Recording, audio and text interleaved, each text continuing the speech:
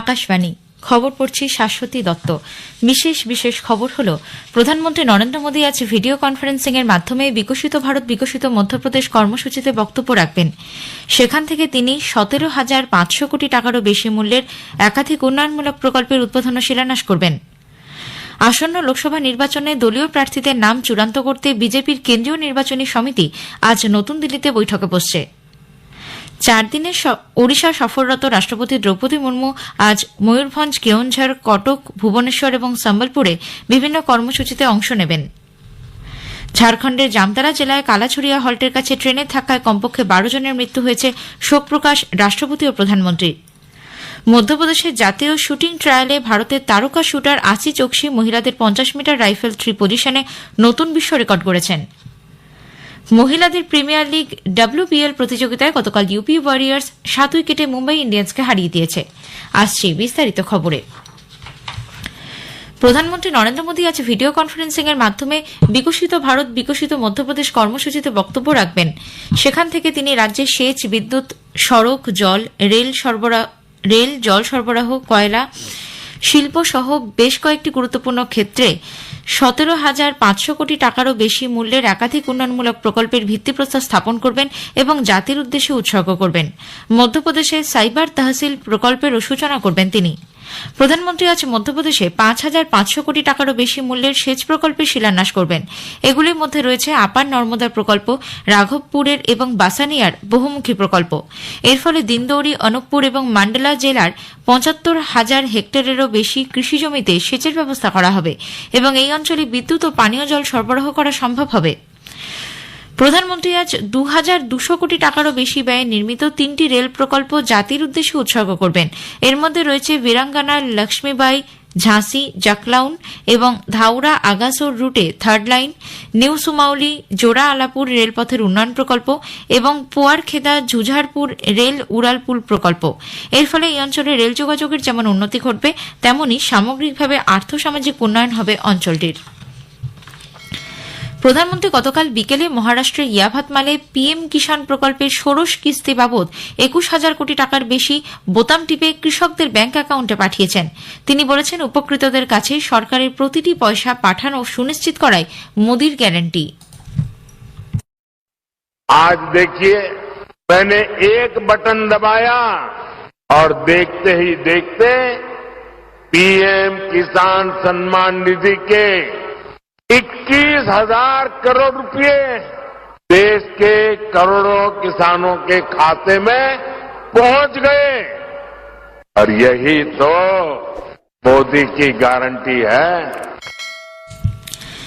প্রধানমন্ত্রী কিষাণ সম্মান যোজনায় এ পর্যন্ত 3 লক্ষ কোটি টাকা 11 কোটি কৃষকের ব্যাংক অ্যাকাউন্টে জমা পড়েছে বলেও জানান প্রধানমন্ত্রী। মারাঠাওয়াড়া এবং বিদর্ভ অঞ্চলের জন্য 51টি সেচ প্রকল্পকে জাতির উদ্দেশ্যে উৎসর্গ করেন তিনি। প্রধানমন্ত্রী কৃষি সিঁচাই যোজনা এবং বালিরাজা জল সঞ্জীবনী যোজনার অধীনে 2,750 কোটি টাকা বেশি ব্যয়ে এই প্রকল্পগুলি তৈরি করা হয়েছে। এর আওতায় আসবে 80,000 হেক্টরেরও বেশি কৃষি জমি। প্রধানমন্ত্রী জানান, পূর্বতন সরকার দেশের 100টি সেচ প্রকল্পকে বকেয়া রেখেছিল। এর মধ্যে 26টি ছিল মহারাষ্ট্রে। সেই সব প্রকল্পে 12টির কাজ শেষ হয়েছে। মহিলাদের 5.5 লক্ষ স্বনির্ভর গোষ্ঠীর জন্য 825 কোটি টাকা বন্টন করেন তিনি। সূচনা করেন অন্যান্য অনগ্রসর শ্রেণীর জন্য মোদী আবাস ঘরকুল যোজনা। এই প্রকল্পে আগামী 3 বছরে তৈরি করা হবে 10 লক্ষ বাড়ি। প্রধানমন্ত্রী গতকাল ওয়ার্ধা কালাম এবং নিউ আষ্টি আমলার ব্রডগেজ লাইন সহ 1300 কোটি টাকার বেশি মূল্যের রেল প্রকল্পের উদ্বোধন করেছেন। এর ফলে বিদর্ভ এবং মারাঠাওয়াড়া অঞ্চলের রেল যোগাযোগ আরও উন্নত হবে। আসন্ন লোকসভা নির্বাচনে দলীয় প্রার্থীদের নাম চূড়ান্ত করতে বিজেপির কেন্দ্রীয় নির্বাচনী সমিতি আজ নতুন দিল্লিতে বৈঠকে বসছে। সর্বভারতীয় সভাপতি জগৎ প্রকাশ নাড্ডার পৌরোহিত্যে এই বৈঠকে প্রধানমন্ত্রী নরেন্দ্র মোদী, স্বরাষ্ট্রমন্ত্রী অমিত শাহ, প্রতিরক্ষামন্ত্রী রাজনাথ সিং সহ পদাধিকারীরা অংশ নেবেন বলে জানা গেছে। বৈঠক শেষে বেশ কিছু আসনে প্রার্থীদের নাম প্রকাশ করা হবে বলেও মনে করা হচ্ছে। আসন্ন লোকসভা নির্বাচনের সমস্ত পোলিং স্টেশনে ভোটদান প্রক্রিয়া ভিডিওগ্রাফি করার জন্য নির্বাচন কমিশনের কাছে দাবি জানিয়েছে বিজেপি। কেন্দ্রীয় মন্ত্রী অশ্বিনী বৈষ্ণবের নেতৃত্বে বিজেপির একটি প্রতিনিধি দল গতকাল নতুন দিল্লিতে কমিশনের কাছে এই দাবি জানায়। পরে সাংবাদিকদের শ্রী বৈষ্ণব বলেন, বুথে ভিডিও রেকর্ডিং এর হার 50 থেকে বাড়িয়ে 100% করার দাবি জানিয়েছেন তারা। এর ফলে ভোটদানের সময় কি কি ঘটছে তা যথাযথভাবে ধরা থাকবে। দেশে গণতন্ত্রের প্রতি আস্থা বাড়বে মানুষের। শহরাঞ্চলে বহুতল আবাসন কমপ্লেক্সের বাসিন্দারা যাতে সর্বোচ্চ সংখ্যায় ভোট দিতে পারেন, সেজন্য কমপ্লেক্স চত্বরে পোলিং বুথ খোলারও দাবি জানিয়েছে বিজেপি। যুব সম্প্রদায়কে ভোটদানে আরও উৎসাহিত করার লক্ষ্যে সদর্থক ভোটার সচেতনতা অভিযান মেরা পেহলা ভোট দেশকে নিয়ে দেশজুড়ে বিভিন্ন উচ্চশিক্ষা প্রতিষ্ঠানগুলিতে আয়োজিত হচ্ছে।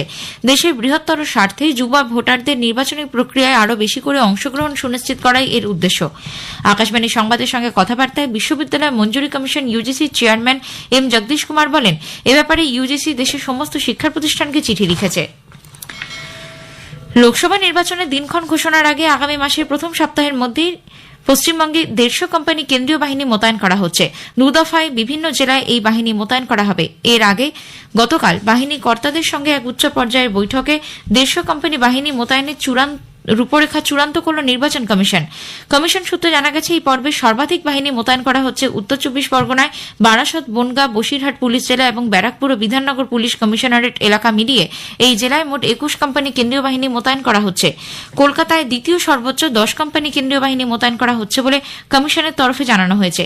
এছাড়া হাওড়া লোকসভা এলাকায় 6 কোম্পানি, হুগলিতে 4 কোম্পানি, ডায়মন্ড হারবারে 3 কোম্পানি, পূর্ব মেদিনীপুরে 7 কোম্পানি, পশ্চিম মেদিনীপুরে 5 কোম্পানি কেন্দ্রীয় বাহিনী মোতায়েন করা হচ্ছে। জনসাধারণকে তাদের লোকসভা কেন্দ্রের বিশদ তথ্য এবং সেই এলাকায় চালু থাকা বিভিন্ন কেন্দ্রীয় সরকারি প্রকল্প এবং তাদের উন্নয়ন সম্পর্কে অবহিত করতে আকাশবাণী কলকাতার সংবাদ বিভাগ শুরু করেছে বিশেষ অনুষ্ঠান ভারত বিকাশ ডায়েরি।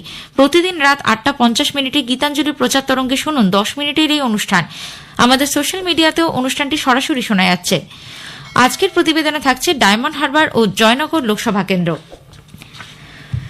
রাষ্ট্রপতি দ্রৌপদী মুর্মু 4 দিনের সফরে গত সন্ধ্যায় ওড়িশা পৌঁছেছেন। ঝাড়খণ্ডের রাঁচি থেকে ভারতীয় বায়ুসেনার হেলিকপ্টারে নিজের জেলা ময়ূরভঞ্জে পৌঁছলে তাকে স্বাগত জানান ওড়িশার রাজ্যপাল রঘুবর দাস, কেন্দ্রীয় মন্ত্রী বিশ্বস্বর টুডু সহ বরিষ্ঠ আধিকারিকেরা।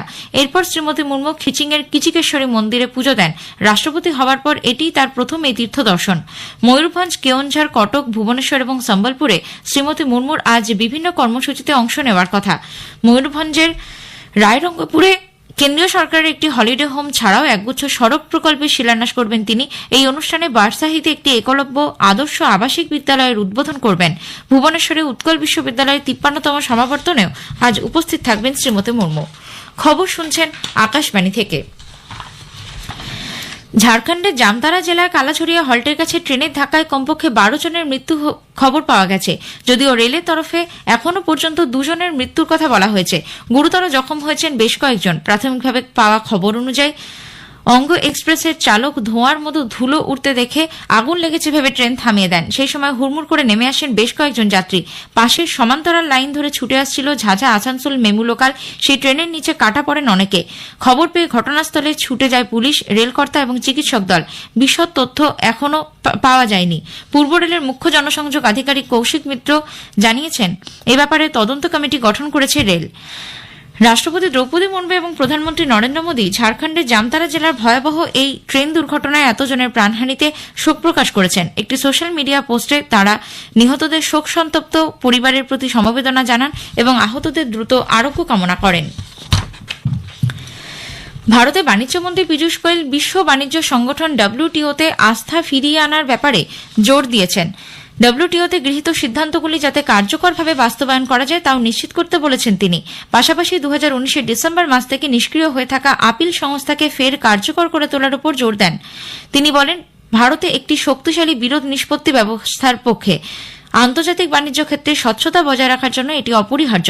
2024 সালের মধ্যে সম্পূর্ণ ও সুষ্ঠু বিরোধ নিষ্পত্তি ব্যবস্থা গড়ে তোলার পক্ষে আলোচনা চালিয়ে নিয়ে যাওয়ার জন্য তিনি সকল সদস্য রাষ্ট্রকে অনুরোধ জানিয়েছেন। এদিকে ভারত ও দক্ষিণ আফ্রিকা WTO-তে চীনের নেতৃত্বে একটি প্রস্তাব সাফল্যের সঙ্গে রুখে দিয়েছে। Investment facilitation development agreement IFT নামে চলতি মন্ত্রী পর্যায়ের বৈঠকে প্রস্তাবটি আলোচিত বিষয়সূচিতে জায়গা পাবে না। ভারত বেশ কয়েকটি কারণে IFT-তে আপত্তি তুলেছে। প্রথমত, IFT WTO-র আওতার বাইরে। দ্বিতীয়ত, আনুষ্ঠানিক চুক্তির কোনো শর্ত এতে মেনে চলা হয় না। মধ্যপ্রদেশের জাতীয় শুটিং ট্রায়ালে ভারতের তারকা শুটার আশি চোকসি মহিলাদের 50 মিটার রাইফেল থ্রি পজিশনে নতুন বিশ্ব রেকর্ড করেছেন। তিনি মোট 597 পয়েন্ট অর্জন করেন। এর আগে এই রেকর্ড ছিল 596 পয়েন্টে। মহিলাদের প্রিমিয়ার লিগ WPL প্রতিযোগিতায় গতকাল ইউপি ওয়ারিয়র 7 উইকেটে মুম্বাই ইন্ডিয়ান্সকে হারিয়ে দিয়েছে। জয়ের জন্য 162 রানের লক্ষ্যমাত্রা নিয়ে খেলতে নেমে উত্তরপ্রদেশ 16 ওভার 3 বলে 3 উইকেট হারিয়ে প্রয়োজনীয় রান তুলে নেন। প্রতিযোগিতার আজকের খেলায় রয়্যাল চ্যালেঞ্জার্স ব্যাঙ্গালোর খেলবে দিল্লি ক্যাপিটালসের বিরুদ্ধে। খেলা শুরু হবে সন্ধ্যে 7:30। শেষ করার আগে খবরের বিশেষ কিছু অংশ আরও একবার। প্রধানমন্ত্রী নরেন্দ্র মোদী আজ ভিডিও কনফারেন্সিং এর মাধ্যমে বিকশিত ভারত বিকশিত মধ্যপ্রদেশ কর্মসূচিতে বক্তব্য রাখবেন। আসন্ন লোকসভা নির্বাচনে দলীয় প্রার্থীদের নাম চূড়ান্ত করতে বিজেপির কেন্দ্রীয় নির্বাচনী সমিতি আজ নতুন দিল্লিতে বৈঠকে বসছে। খবর শেষ হলো।